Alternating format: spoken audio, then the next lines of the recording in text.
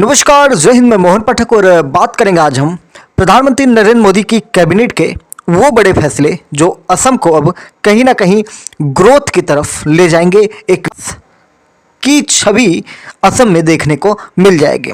आपको बता दें कि प्रधानमंत्री नरेंद्र मोदी की अध्यक्षता में असम में ब्रह्मपुत्र नदी को लेकर कुछ मीटिंग हुई। इस मीटिंग में ये बताया गया कि ब्रह्मपुत्र नदी जो है उसके नीचे देश की पहली रोड कम रेल टनल समेत 4 lane access controlled green field corridor को मंजूरी दे दी गई है। और इसकी लागत की बात करेंगे तो लगभग 18,662 करोड़ रुपए होने वाली है। यह भारत की पहली और दुनिया की दूसरी under water road cum rail tunnel परियोजना होने वाली है, जिसमें एक ही सुरंग में रोड और रेल लाइन दोनों होने वाली है। ट्रेन और गाड़ियां एक साथ चलेंगे। कितना अद्भुत होगा। इसे इंजीनियरिंग प्रोक्योरमेंट कंस्ट्रक्शन यानी कि ईपीसी मॉडल कहा जाता है। आपको बता दें कि इस प्रोजेक्ट के तहत गोहपुर, जिसे NH-15 कहते हैं, से नुमालीगढ़ NH-715 के बीच 15.79 किलोमीटर लंबी टनल बनाई जाएगी। अभी नुमालीगढ़ और गोहपुर के बीच करीब 240 किलोमीटर की दूरी तय करने में लगभग 6 से 7 घंटे लग जाते हैं। और इस प्रोजेक्ट के बाद आप मान के चलिए कि 20 से 25 मिनट या आधे घंटे की टाइमिंग घट जाएगी। असम, अरुणाचल प्रदेश और नागालैंड समेत पूर्वोत्तर राज्यों को इससे एक बेहतर कनेक्टिविटी मिलने के आसार हैं। 11 आर्थिक, 3 सामाजिक और 2 पर्यटन और 8 लॉजिस्टिक नोड्स से कनेक्टिविटी हो जाएगी। 4 प्रमुख रेलवे स्टेशन, 2 एयरपोर्ट और 2 जलमार्ग से जुड़ा होगा। और करीब 80 लाख से ज़्यादा लोगों को रोजगार मिलने की बातें निकल के आ रही हैं। आपको बता दें कि दुनिया भर में अभी चैनल टनल ही एकमात्र under water road cum rail tunnel है। यह टनल इंग्लिश चैनल के नीचे बनी हुई है, जो यूनाइटेड किंगडम और फ्रांस को आपस में जोड़ती है। यह टनल 1994 में आम लोगों के लिए खोल दिया गया था। इस टनल की लंबाई लगभग 50.45 किलोमीटर बताई जाती है, जिसमें से लगभग 37.9 किलोमीटर हिस्सा समुद्र के नीचे स्थित है। और यह दुनिया की सबसे लंबी अंडर सी टनलों में से एक है। जो प्रतियोगी छात्र हमें इस समय सुन रहे हैं, उनके लिए बहुत ही महत्वपूर्ण हो जाएगा कि दुनिया की सबसे लंबी अंडर सी टनल कौन सी है। तो बताएंगे आप कि दुनिया की सबसे लंबी अंडर सी टनल की बात करेंगे तो यह इंग्लिश चैनल के नीचे बनी हुई है, जिसे कहते हैं एक तरह से under water road cum rail tunnel हो जाता है। केंद्र सरकार ने नोएडा मेट्रो रेल परियोजना के तहत सेक्टर 142 से बॉटनिकल गार्डन तक 11.56 किलोमीटर लंबे विस्तार कॉरिडोर को भी मंजूरी दे दी है। इसमें 8 एलिवेटेड स्टेशन तथा प्रोजेक्ट के शुरू होने के बाद नोएडा, ग्रेटर नोएडा का एक मेट्रो नेटवर्क बन जाएगा। लगभग 61.62 किलोमीटर ये लंबा होने वाला है। बॉटनिकल गार्डन पर ऑलरेडी अगर हम देखें तो वहाँ पे मेट्रो जाती ही है, लेकिन कुछ और बेहतरीन करने की कोशिश की जा रही है। इससे बॉटनिकल गार्डन पर ब्लू लाइन और मैजेंटा लाइन से इंटरचेंज की सुविधा हो जाएगी। व्यावसायिक और शैक्षणिक क्षेत्रों से इसका सीधा जुड़ा होता है। ट्रैफिक में कमी होगी और छात्रों और व्यवसायियों को काफ़ी लाभ हो जाएगा। आपको बता दें कि कैबिनेट की मीटिंग में और भी कई सारी चीज़ों पर चर्चा हुई, जिसमें शहरी अवसंरचना को बढ़ावा देने के लिए लगभग 1 लाख करोड़ की केंद्रीय सहायता वाले अर्बन चैलेंज फंड, जिसे UCF कहते हैं, को मंजूरी प्राप्त हुई है। वहीं सूचना एवं प्रसारण मंत्री अश्विनी वैष्णव ने जो बातें कही उसको अगर हम ध्यान में ले तो उन्होंने कहा कि ये सारी योजनाएं 2025-26 से 2030-31 तक लागू हो जाएंगे। छोटे शहरों के लिए 5,000 करोड़ की क्रेडिट रिपेमेंट गारंटी योजना को भी मंजूरी मिल जाएगी। जब इन्होंने टारगेट 2030-31 बनाया है तो आप समझ लीजिए 2029 के आसपास चुनाव रहेंगे लोकसभा के और वही टारगेट बने हुए हैं। परियोजना लागत का 25% केंद्र सरकार देगा। कम से कम 50% राशि मार्केट से लेनी होगी और बाकी राशि राज्य, यूटी, शहर, निकाय आदि से लिए जाएंगे। और 5 साल में 4 लाख करोड़ निवेश करने की बात की गई है। इन शहरों को लाभ किस तरीके से होगा तो जो 10 लाख से अधिक आबादी वाले शहर हैं, राज्य व केंद्र शासित प्रदेशों की राजधानियां हैं और 1 लाख से ज़्यादा वाले आबादी वाले औद्योगिक शहरों को लाभ प्राप्त हो जाएगा। और भी कई सारी चीज़ें निकल के आई हैं, जिनमें अगर हम देखें तो प्रधानमंत्री के ऑफिस सेवा तीर्थ में शिफ्ट करने का प्रस्ताव भी पारित किया गया है। कैबिनेट में प्रधानमंत्री कार्यालय को रायसीना हिल्स स्थित साउथ ब्लॉक से नवनिर्मित सेवा तीर्थ में शिफ्ट करने के फैसले पर भी प्रस्ताव पारित किया गया। सरकार ने इस फैसले को इतिहास और भविष्य का मिलन बताया। इस पर हमने पिछले दिन लेक्चर लिया हुआ था और वो एक बेहतरीन लेक्चर था, उसको आप जरूर सुनिए, जिसमें आपको इतिहास की भी चीज़ें, कई सारी चीज़ें मिलेंगी। प्रस्ताव में कहा गया कि नॉर्थ ब्लॉक और साउथ ब्लॉक को मिलाकर युग युगीन भारत राष्ट्रीय संग्रहालय बनाया जाएगा, जहां भारत के इतिहास और विरासत को प्रदर्शित किया जाएगा। सरकार का कहना है कि यह निर्णय इसलिए लिया गया है क्योंकि आधुनिक सुविधाओं, नई तकनीकी और पर्यावरण के अनुकूल दफ्तर की ज़रूरत महसूस हो जाती है। तो ये कैबिनेट मीटिंग की जो बातें थी इम्पॉर्टेंट, उसको हमने आपको बताया। लेकिन चलिए आज आपको बताते हैं कि प्रधानमंत्री नरेंद्र मोदी ने कुछ और भी कारनामा किया है। आपको बता दें कि असम में प्रधानमंत्री नरेंद्र मोदी ने अपनी बात लोगों को सुनाई, अपने मन की बात उन्होंने लोगों को सुनाई। उन्होंने कुछ महत्वपूर्ण बातें कही। उन्होंने कहा कि आज़ादी के समय मुस्लिम लीग ने देश का बंटवारा कराया। आज की कांग्रेस मुस्लिम लीग बनकर देश का बंटवारा कराना चाहती है। प्रधानमंत्री मोदी ने भाषण दिया, लेकिन उससे पहले आपको बता दें कि पीएम पहले चाबुआ एयरफील्ड पहुंचे थे। इसके बाद वे वायुसेना के C-130 एयरक्राफ्ट से डिब्रूगढ़ पहुंचे। प्लेन ने यहां मोरन बाईपास पर इमरजेंसी लैंडिंग फैसिलिटी पर लैंडिंग की। ELS जो था, यानी कि उसकी टेस्ट ड्राइव भी करा दी गई। आपको बता दें कि कांग्रेस के ऊपर आज इन्होंने बहुत ज़्यादा बोला है। इन्होंने कहा कि कांग्रेस के समय असम को पाई पाई के लिए तरसाया जाता था। तब टैक्स के हिस्से के रूप में सिर्फ 10,000 करोड़ रुपए मिलते थे। भाजपा की सरकार में 5 गुना ज़्यादा मिल रहा है। जब मैं प्लेन से मोरन हाईवे पर उतरा तो नया इतिहास बन गया। कभी नॉर्थ ईस्ट का नाम आते ही लोग सोचते थे कि छोड़ो, टूटी सड़क मिलेगी तो कभी ही पहुंचेंगे। आज यहाँ हाईवे पर हवाई जहाज भी लैंड करते हैं। भाजपा सरकार ने 10 साल में ब्रह्मपुत्र पर 5 बड़े पुल बनाए। कांग्रेस की 70 साल की सत्ता में 3 पुल बने। यह बताता है कि कांग्रेस ने असम को समस्या दी और हमने समाधान दिया। पिछले 12 सालों में जब भी कोई नई शुरुआत हुई तो उसका फायदा नॉर्थ ईस्ट को मिला। वंदे भारत शुरू हुई तो असम नॉर्थ ईस्ट कनेक्ट हो गया। स्लीपर वंदे भारत भी असम में शुरू हुई है। असम के लोगों के वोट के कारण यहाँ लाखों परिवारों के घर बन चुके हैं। शौचालय बने, पीने का पानी घर तक पहुंचा। इस पुण्य का हकदार भाजपा के बूथ कार्यकर्ता हैं। यानी कि इन्होंने अपनी बातें रखी और अपने जो कार्यकर्ता हैं उनको मोटिवेट भी किए। उन्होंने कहा कि इस साल के बजट में नॉर्थ ईस्ट की कनेक्टिविटी को और अधिक मजबूती देने का काम हुआ है। कनेक्टिविटी से रोजगार बढ़ता है और इस वजह से हाईवे के लिए हजारों करोड़ रुपए देना तय हुआ है। प्रधानमंत्री नरेंद्र मोदी आज असम दौरे पर थे। सब कुछ बताने की हम आपको कोशिश कर रहे हैं। आज 14 नवंबर है और 14 नवंबर को कश्मीर में पुलवामा हमला भी हुआ था और इसकी आज बरसी की याद दिलाते हुए प्रधानमंत्री ने उस हमले में जान गंवाने वाले जवानों को नमन भी किया। उन्होंने कहा कि पुलवामा के बाद भारत ने जिस तरह आतंकियों के खिलाफ कार्रवाई की उसे दुनिया ने देखा है। कुछ लोग भारत की कार्रवाई से आज भी कांप रहे हैं। मां भारती की शक्ति को आपने ऑपरेशन सिंदूर में भी देखा होगा। यानी कि प्रधानमंत्री नरेंद्र मोदी ने अपनी बातें लगातार रखी और उन्होंने सब कुछ कहा। ब्रह्मपुत्र नदी की हम लोग बात कर रहे थे।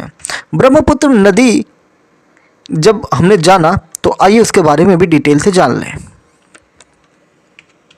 नदी तिब्बत, भारत तथा बांग्लादेश में बहने वाली एक ऐतिहासिक नदी है। ब्रह्मपुत्र नदी का उद्गम तिब्बत के दक्षिण में मानसरोवर के निकट चेमायुंग दुंग नामक हिमवाह से हुआ है। अपने मार्ग में यह चीन के स्वशासित क्षेत्र तिब्बत, भारतीय राज्यों अरुणाचल प्रदेश, असम, बांग्लादेश से होकर बहती है। अपनी लंबाई के अधिकतर हिस्से में नदी महत्वपूर्ण आंतरिक जलमार्ग का कार्य करती है। फिर भी तिब्बत के पहाड़ों और भारतीय मैदानों में यह नौका चालन के योग्य नहीं है। अपने निचले मार्ग में यह नदी सृजन और विनाश दोनों ही करती है। साथ ही यह बड़ी मात्रा में उपजाऊ जलोढ़ मिट्टी जमा करती है, परंतु अक्सर विनाशकारी बाढ़ लाने वाली सिद्ध भी हो जाती है। इसके कई सारे नाम हैं। बांग्ला भाषा में इसे जमुना कहते हैं। चीन में इसे यालुत्सांग या पुचियांग या यरुलुंग जेंगबो जियांग कहते हैं। तिब्बत में त्यांगपो या सांपो के नाम से जानी जाती है। मध्य और दक्षिण एशिया की प्रमुख नदी भी कही जाती है। अरुणाचल में डिंगहम के नाम से जानी जाती है, असम में ब्रह्मपुत्र के नाम से जानी जाती है। इसकी नाम के बारे में तो हमने जान लिया, इसके उपनाम भी कई हैं। सुवर्णश्री, तीस्ता, तोरसा, लोहित, बराक, ये इसके उपनाम हो जाते हैं। जैसा कि हमने आपको बताया कि इसके कई नाम हैं। इसकी लंबाई लगभग 2900 किलोमीटर है और इसकी गहराई अधिकतम 318 मीटर हो जाती है। इसकी सहायक नदियों में तीस्ता, सुवर्णश्री, तोरसा, लोहित, बराक ये सब हो जाते हैं।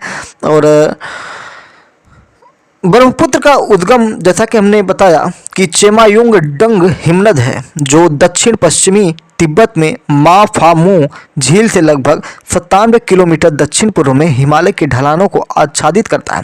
कुबी, आंगसी और चेमायुंग डंग वहां से उत्पन्न होने वाली 3 मुख्य धाराएं हैं। नदी अपने उद्गम स्थल से सामान्यतः पूर्वी दिशा में दक्षिण की ओर हिमालय की मुख्य पर्वत श्रेणी और उत्तर की ओर नियेनचिंग तांग कु ला नियेनचेन पर्वतों के बीच करीब 1126 किलोमीटर तक प्रवाहित होती है। नामों को सुनकर आपको थोड़ा सा अजीब लग रहा होगा, लेकिन ये तिब्बती नाम है जो चाइना के नाम से मिलते हैं। तिब्बत को चाइना अपना कहता है, जबकि तिब्बत एक स्वतंत्र राष्ट्र के रूप में कभी हुआ करता था। नदी अपने पूरे ऊपरी मार्ग पर सामान्यतः त्यांगपो के नाम से जानी जाती है और अपने मार्ग में कई जगहों पर अपने चीनी नाम से और अन्य स्थानीय तिब्बती नामों से भी जानी जाती है। यानी कि ये बहती चली जाती है, हर क्षेत्र में इसे अलग अलग नामों से जान लिया जाता है। जैसा कि हमने आपको बताया कि तिब्बत में सांगपो कुछ नदियों को समाहित करती है। बाएं तट की सबसे महत्वपूर्ण उपनदियां हैं लोकात्सांगपो, रागात्सांगपो जो जीहकात से यानी कि सिंगती के पश्चिम में नदी से जुड़ती है, और लासा जो तिब्बत की राजधानी लासा के निकट से बहती है और चुसुई में चामगपो से जुड़ती है। नीयांग नदी इस नदी से स्तिला में उत्तर की ओर जुड़ती है।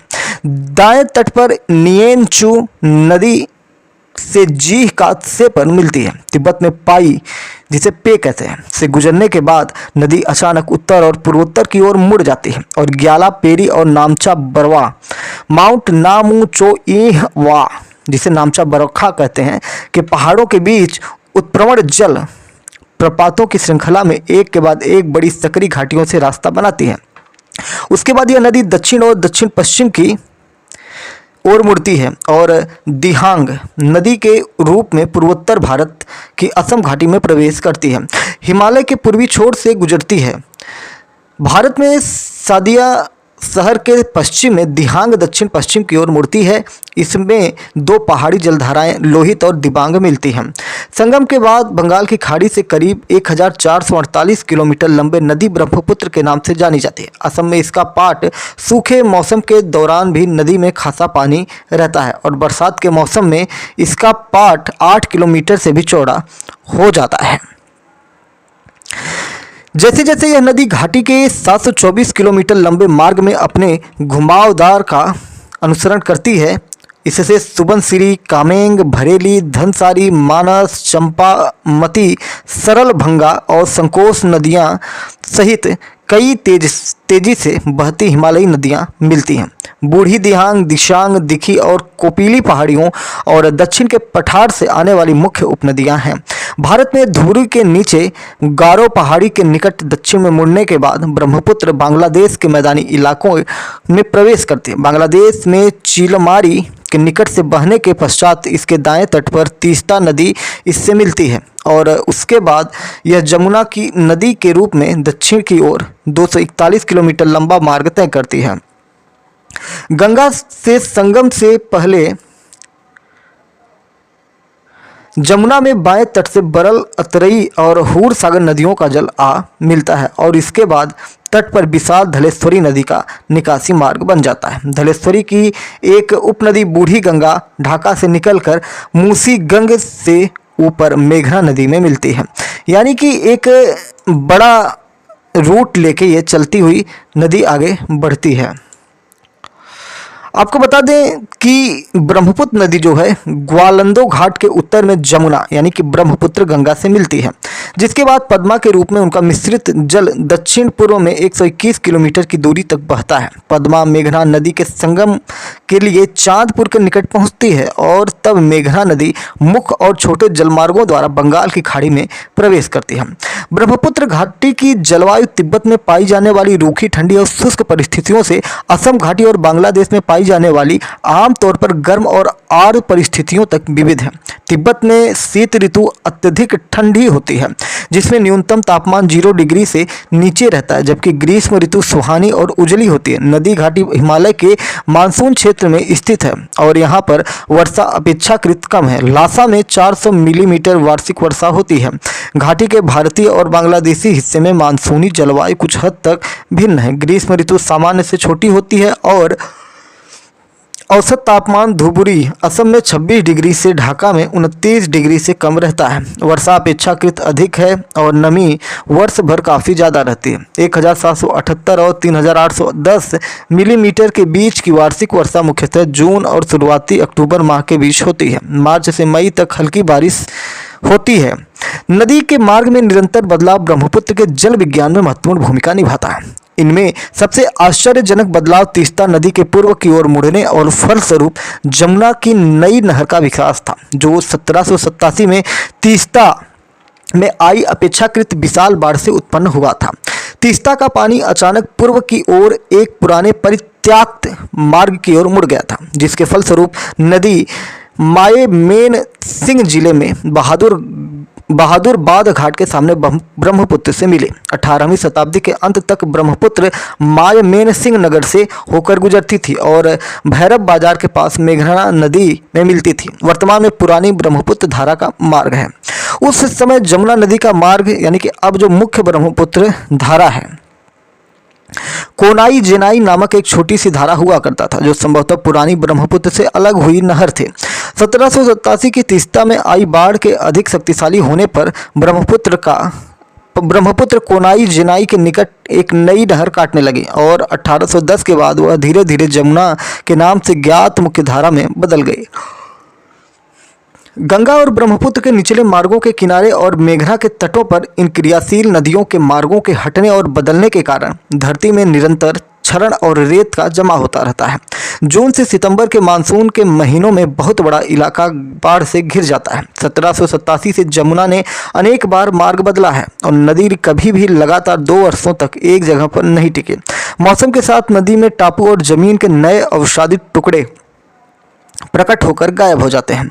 बांग्लादेश की अर्थव्यवस्था में ये 4 अतिरिक्त खेती के क्षेत्रों के रूप में महत्वपूर्ण हो जाते हैं, जो अवसादित टुकड़े होते हैं। तिब्बत में ब्रह्मपुत्र का पानी साफ है क्योंकि प्रवाह के साथ बहुत कम रेत बहती है, किंतु जैसे ही नदी असम घाटी में प्रवेश करती है तो रेत की मात्रा बढ़ जाती है। बारिश में भीगी हिमालयी ढलान से नीचे उतरने वाली उत्तरी उपनदियों में गति और पानी की मात्रा के कारण बहने वाली मिट्टी की मात्रा उन उपनदियों के मुकाबले ज़्यादा है जो दक्षिण की ओर पुराने पठार की चट्टानों को पार करती हैं। असम में ब्रह्मपुत्र की गहरी धारा उत्तरी तट के मुकाबले दक्षिणी तट पर ज़्यादा रहती है। मिट्टी से लदी उत्तरी उपनदियों द्वारा नहर को दक्षिण की ओर धकेलने से यह प्रवृत्ति और बलवती होती है। नदी की एक और महत्वपूर्ण जल वैज्ञानिक खूबी इसकी बाढ़ की प्रवृत्ति है। भारत और बांग्लादेश में ब्रह्मपुत्र द्वारा वाहित पानी की मात्रा बहुत अधिक है। बरसात के मौसम में पानी का बहाव 14,200 क्यूबिक मीटर प्रति सेकंड अनुमानित है। असम घाटी उत्तर पूर्व और दक्षिण में पहाड़ी श्रृंखलाओं से घिरी हुई है और यहाँ पर वर्ष में 2540 मिलीमीटर से अधिक वर्षा होती है, जबकि बंगाल के मैदानों में 1778 से 2540 मिलीमीटर की भारी वर्षा तीस्ता, तोरसा और जल ढाका नदियों के भारी बहाव से बढ़ जाती है। ब्रह्मपुत्र घाटी में बृहद बाढ़ 1950 से असम भूकंप से जुड़े भूस्खलन लगभग प्रतिवर्ष की घटनाएं हो गई हैं। इसके अतिरिक्त बंगाल की खाड़ी से अंदर की ओर आते हुए उष्ण कटिबंधीय चक्रवातों के साथ ज्वार भाटे की लहरें नदी मुक्त क्षेत्र में समय समय पर भारी तबाही मचाती हैं। असम का बहुत बड़ा भूभाग साल के जंगलों से घिरा है और विशाल बाढ़ से मैदानों के पानी भरे क्षेत्रों और दलदलों के में लंबे सरकंडों के जंगल उगाते हैं। असम घाटी के आसपास की बस्तियों में कई फलों के पेड़ जैसे केले, पपीते, आम और कटहल उगाए जाते हैं। हर जगह बांस के झुरमुट प्रचुर मात्रा में भी पाए जाते हैं। असम में दलदलों का सबसे उल्लेखनीय पशु एक सींग वाला गैंडा है। इंपॉर्टेंट यहाँ पे हो जाता है कि एक सींग वाला गैंडा कहाँ पाया जाता है, तो असम में पाया जाता है, जो अब विश्व के दूसरे भागों से लुप्त हो चुका है। काजीरंगा राष्ट्रीय उद्यान घाटी में गैंडों और दूसरे वन्य जीव जिनमें हाथी, बाघ, तेंदुए, जंगली भैंसे और हिरन सम्मिलित होते हैं। तो काजीरंगा राष्ट्रीय उद्यान कहाँ है? असम में है। एक सींग वाला गैंडा कहाँ पाया जाता है? तो असम में पाया जाता है। ये इंपॉर्टेंट फैक्ट आपका निकल जाता है। आपको बता दें कि काजीरंगा राष्ट्रीय उद्यान में गैंडों और अन्य जो दूसरे वन्य जीव हैं, हाथी, बाघ, तेंदुए, जंगली भैंसे और हिरन सम्मिलित हैं, को आश्रय प्रदान करता है। मछलियों की बहुत सी किस्मों में बेतकी, पबड़ा, रूही, चीतल और मिग्रल शामिल हैं। 1928 में स्थापित 360 वर्ग किलोमीटर में फैला Manas sanctuary and tiger reserve project tiger के अंतर्गत आ गया है। यह अभ्यारण्य सभी भारतीय उद्यानों में सबसे आकर्षक माना जाता है। यहाँ पर वन्य जीवन के साथ ही समृद्ध पक्षी जीवन भी विशिष्ट प्रचुर है। इसी तरह वन्य जीव बरनाड़ी अभ्यारण्य जो 1980 में स्थापित हुआ था और गरमपान अभ्यारण्य 1952 में स्थापित हुआ, में तेंदुओं, शेरों, हाथियों, खरगोशों और शूद्रशूकरों को देखा जा सकता है। ब्रह्मपुत्र घाटी के विभिन्न हिस्सों में रह रहे लोगों की उत्पत्ति और संस्कृति विविधतापूर्ण है। हिमालयी परकोटे के उत्तर में रहने वाले तिब्बती बौद्ध धर्म का पालन करते हैं और तिब्बती भाषा बोलते हैं।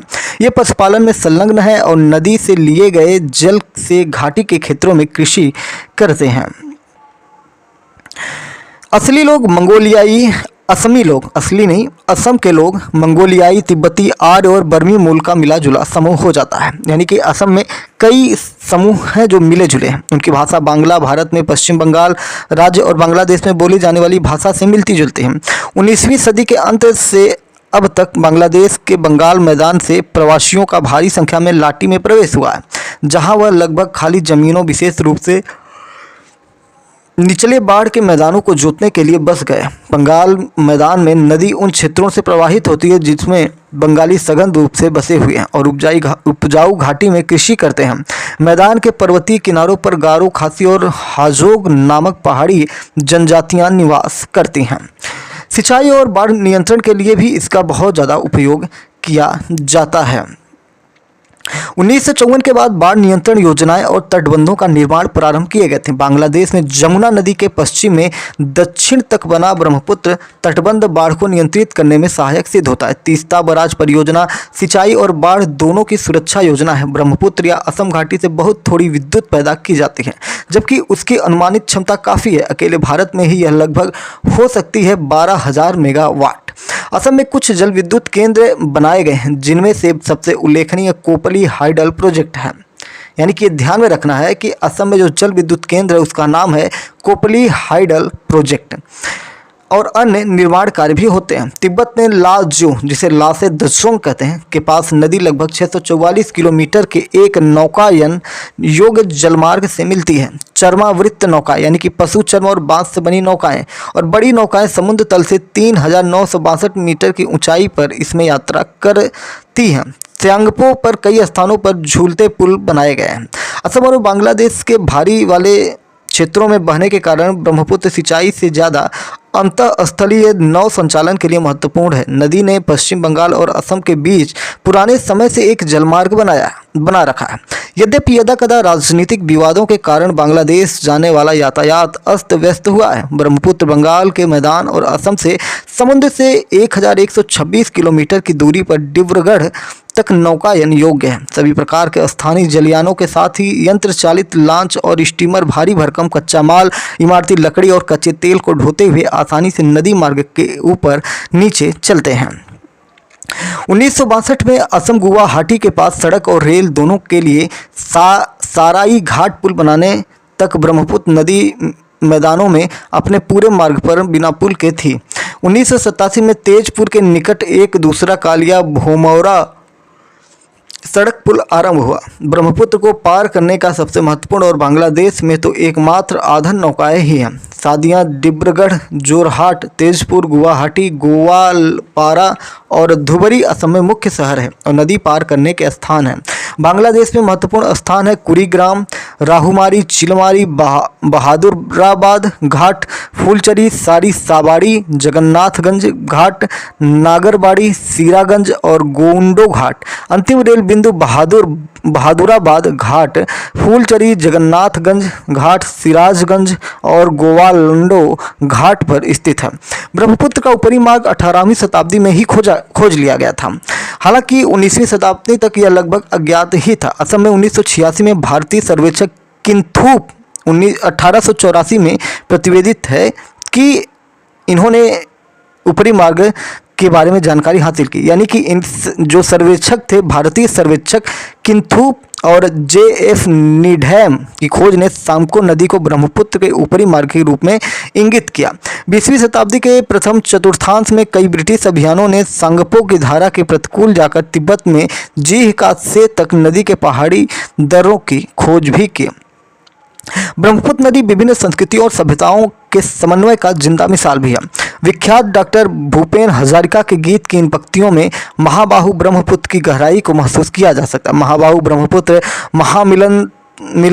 मिलनर तीर्थ को तो जुगधरी आई से प्रकाशी समन्वय तीर्थ। ओ महाबाहु ब्रह्मपुत्र महामिलन का तीर्थ कितने युगों से व्यक्त करते रहे समन्वय का अर्थ। लोकगीतों में के अलावा ब्रह्मपुत्र पर न जाने कितने गीत लिखे गए हैं और अब भी लिखे जा रहे हैं। सिर्फ भूपेन दा ने इस पर कम से कम दर्जन भर गीतों को आवाज़ दी है। ब्रह्मपुत्र असमिया रचनाकारों का प्रमुख पात्र है। चित्रकारों के लिए आकर्षक विषय, नाविकों के लिए जीवन की गति और मछुआरों के लिए पूरी जिंदगी है। पूर्वोत्तर में प्रवेश करने का सबसे पुराना रास्ता जब यातायात का अन्य कोई साधन नहीं था, तब इसी के सहारे पूरे देश का संबंध पूर्वोत्तर के साथ था। ब्रह्मपुत्र सिर्फ एक नदी नहीं है, यह एक दर्शन है समन्वय का। इसके तटों पर कई सभ्यताओं और संस्कृतियों का मिलन हुआ है। आर्य, अनार्य, मंगोल, तिब्बती, वर्मी, द्रविड़, मुगल, अहोम संस्कृतियों के टकराहट और मिलन का गवाह यह ब्रह्मपुत्र रहा है। जिस तरह अनेक नदियाँ इसमें समाहित होकर आगे बढ़ी हैं, उसी तरह कई संस्कृतियों ने मिलकर एक अलग संस्कृति का गठन किया है। ब्रह्मपुत्र पूर्वोत्तर की असम की पहचान है, जीवन है और संस्कृति भी।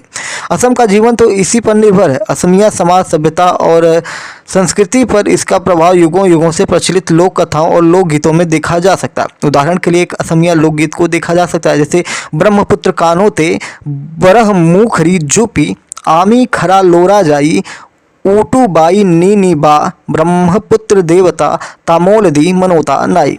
यानी कि ब्रह्मपुत्र के किनारे है बरहम मूथरी के पेड़, जहां हम जलावन लाते हैं, यानी कि लकड़ी जलाने के लिए लाते हैं जहां से। इसे निगल मत लेना ब्रह्मपुत्र देव, मतलब इस जो पेड़ हैं इनको नष्ट नहीं करना, पानी में डुबाना नहीं है। हमारी क्षमता तो तुम्हें कच्ची सुपारी अर्पण करने तक की भी नहीं है, यानी कि हम आपको कुछ दे नहीं सकते हैं, पर जो हम जलावन यानी कि ईंधन के रूप में जो लकड़ियां हम यूज करते हैं उनको खराब नहीं करना है, यानी कि डुबोना नहीं बाढ़ के पानी में। आइए समाप्ति की तरफ चलते हैं। ब्रह्मपुत्र भारत ही नहीं बल्कि एशिया की सबसे लंबी नदी है।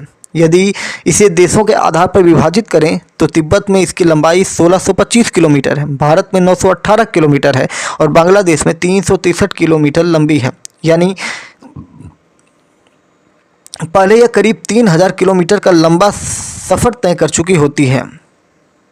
इस दौरान अनेक नदियां और उनकी उपनदियां आकर इसमें समा जाते हैं। हर नदी की अपनी कहानी है और उनके किनारे बसी जनजातियों की अपनी संस्कृति है। यह भले ही तिब्बत से निकलकर भारत के अरुणाचल प्रदेश के रास्ते असम को उत्तर पार और दक्षिण पार में विभाजित करती हुई पश्चिम बंगाल के रास्ते सिक्किम की पहाड़ियों को छूकर तीस्ता से मिलने के बाद बांग्लादेश में जाकर सागर में समा जाती है, लेकिन इसके पहले यह मेघालय की गारो पहाड़ियों का चरण स्पर्श करती है। इस क्रम में अरुणाचल प्रदेश, नागालैंड, मेघालय, भूटान, पश्चिम बंगाल, सिक्किम के पहाड़ों से निकलती अन्य अनेक नदियां इसमें समाहित हो जाती हैं। किसी नदी का पानी लाल होता है तो किसी का मटमैला तो कोई श्वेत। यह सभी को उनके मूल रंग में स्वीकार कर अपने रंग में रंग लेती है। उदार ब्रह्मपुत्र किसी की उपेक्षा नहीं करती। नदी छोटी हो या बड़ी, सभी को साथ लेकर आगे बढ़ती जाती है।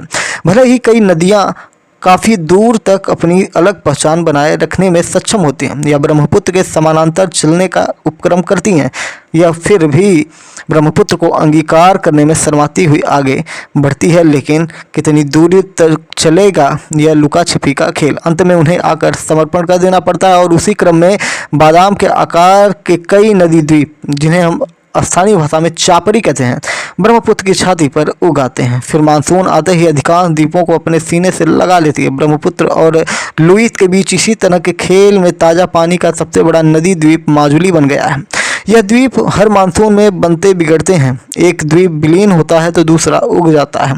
कहीं पर नदियों का संगम परिलक्षित होता है तो कहीं पर यह मिलन गुप्त तरीके से होता है। यह संगम किसी आबादी वाले इलाके में होता है तो कहीं घने जंगलों के बीच। ब्रह्मपुत्र में समाने वाले असंख्य नालों की गिनती तो असंभव है।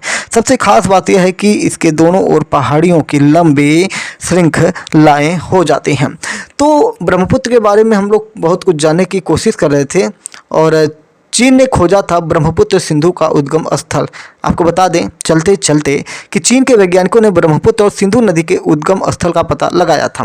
ब्रह्मपुत्र नदी पर बांध बनाने समेत तिब्बत में कई जल परियोजनाओं को अंजाम देने के लिए तैयार बैठे चीनी वैज्ञानिकों ने इन नदियों के मार्ग की लंबाई का व्यापक उपग्रह अध्ययन पूरा करने की बात भी कही थी।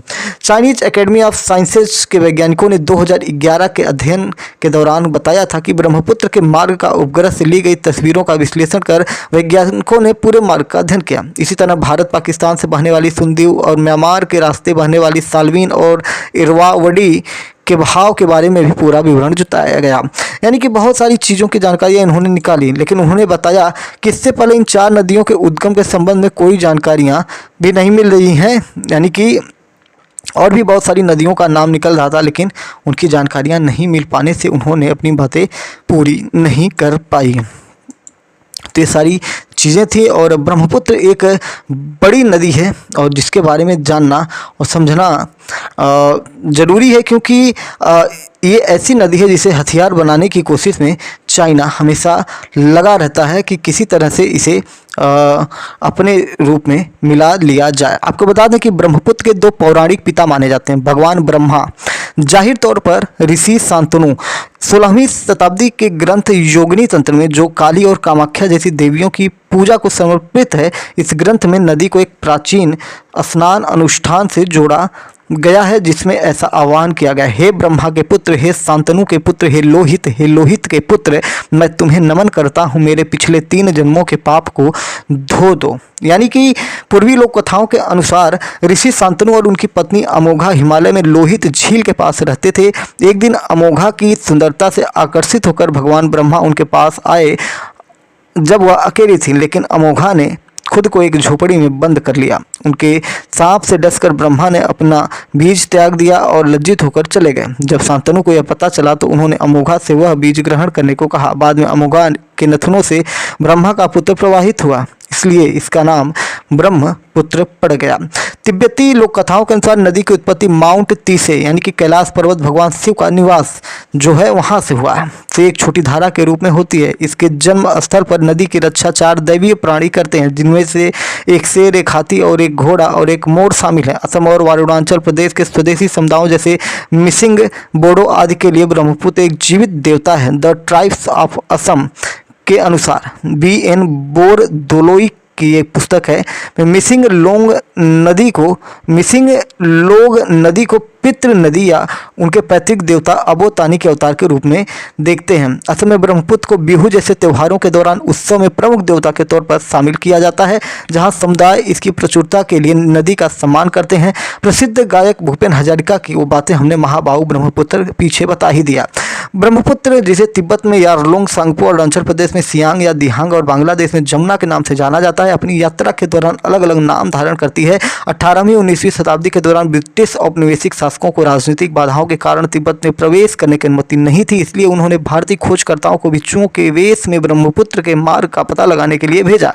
20वीं शताब्दी के शुरुआत में ब्रह्मपुत्र का स्रोत अंततः दक्षिण पश्चिमी तिब्बत में कुबी कांगरी पर्वत श्रृंखला में चेमायुंग दुंग ग्लेशियर तक खोजा गया, जो हिमालय के पास लगभग 5200 मीटर की ऊंचाई पर स्थित है। यह ग्लेशियर यारलुंग सांगपो का प्राथमिक स्रोत है, जो नीचे की ओर ब्रह्मपुत्र बन जाता है। चेमायुंगडुंग ग्लेशियर से शुरू होकर यह विशाल नदी 3 देशों चीन, भारत और बांग्लादेश से होकर गुजरती है और फिर बांग्लादेश में पद्मा नदी यानी कि गंगा की मुख्य सहायक नदी के साथ मिल जाती है। मेघना नदी के साथ जुड़कर यह विश्व के सबसे बड़े नदी संगमों में से एक बनाती है, जो बंगाल की खाड़ी में जाकर समाप्त होती है। स्रोत से समुद्र तक इसकी कुल यात्रा 2900 किलोमीटर हो जाती है। हिमालय से नाटकीय ढंग से नीचे उतरती है। तिब्बत अरुणाचल प्रदेश सीमा पर यारलुंग, सांगपो, ग्रैंड कैन्यन विश्व की सबसे गहरी घाटी से होकर गुजरती है। चीन मेदोंग के एक विशाल बांध बना रहा है, जहां नदी 50 किलोमीटर की दूरी में 2000 मीटर नीचे गिरती है। भारत में तिब्बत अरुणाचल सीमा पर इस तीव्र ढलान का उपयोग जल विद्युत के लिए करने के लिए प्रस्तावित बांध ने पर्यावरणीय चिंताओं और नदी के हाथियाकरण की आशंकाओं को जन्म भी दिया है। और ये बहुत सारी चीज़ें हमने आपको बताई। चलते चलते कुछ लाइन्स आपको और बता दें। जैसे ही ब्रह्मपुत्र नदी हिमालय से होकर गुजरती है, यह 7782 मीटर ऊंचे नमचा बरवा पर्वत पर पहुंचती है, जिसे अक्सर हिमालयी श्रृंखला का पूर्वी लंगर कहा जाता है। इस विशाल अवरोध को भेदने में असमर्थ नदी एक बड़ा यूटर्न लेती है, जिसे ग्रेट बेंड के नाम से जाना जाता है। इस शानदार चाल के साथ नदी पूर्व की ओर से दक्षिण की ओर मुड़ती है और अरुणाचल प्रदेश में प्रवेश करती है, जहाँ इसे सियांग नदी के नाम से जाना जाता है या दिहांग कहा जाता है। जो चीज़ हमने पीछे बताई हैं उनको थोड़ा सा समराइज कर रहे हैं। उत्तर पूर्व भारत से होकर बहते हुए यह असम के मैदानों में प्रवेश करती है, जहां इसे लोकप्रिय नाम ब्रह्मपुत्र मिलता है। असम में नदी काफ़ी चौड़ी हो जाती है और लगभग 800 किलोमीटर तक पश्चिम दक्षिण पश्चिम दिशा में एक विशाल उपजाऊ घाटी से होकर बहुत बहती है, जिसमें डिब्रूगढ़, गुवाहाटी और धुबरी जैसे प्रमुख शहर शामिल हो जाते हैं। इसके बाद यह बांग्लादेश में प्रवेश करती है, जहाँ इसे जमुना नदी के नाम से जाना जाता है। यह दक्षिण की ओर बहती है और बांग्लादेश में पद्मा नदी यानी गंगा की मुख्य सहायक नदी बन जाती है। मेघना नदी के साथ जुड़कर यह विश्व के सबसे बड़े नदी संगमों में से एक बनाती है। मेघना भी आगे जाकर बंगाल की खाड़ी में मिल जाती है। संयोगवश 1971 के भारत पाकिस्तान युद्ध में भारतीय सेना ने मेघना नदी को वीरतापूर्ण ढंग से पार किया था। लेफ्टिनेंट जनरल सगत सिंह के नेतृत्व में मेघना को पार करना युद्ध के सबसे साहसी कार्यों में से एक माना जाता है, जिसने बांग्लादेश की मुक्ति के लिए युद्ध की दिशा बदल दी थी। तो चलिए, इसके इतिहास के बारे में हमने पढ़ा और इतिहास के बारे में जाना। और चीन लगातार इस नदी पर अपना निगाह बनाए हुआ है, क्योंकि ब्रह्मपुत्र पर अगर वो कहीं ना कहीं मजबूती कर लेता है तो उसकी कई परियोजनाएं वहाँ पे पूर्ण हो जाएंगी और फिर वो ताकत में वृद्धि भी कर लेगा। चैनल पर नए तो चैनल को सब्सक्राइब करके daily current affairs, news analysis के लिए हमारे साथ जुड़ जाइए और अपने दोस्तों में भी वीडियो को शेयर कर दिए। जय हिंद, नमस्कार, भारत माता की जय।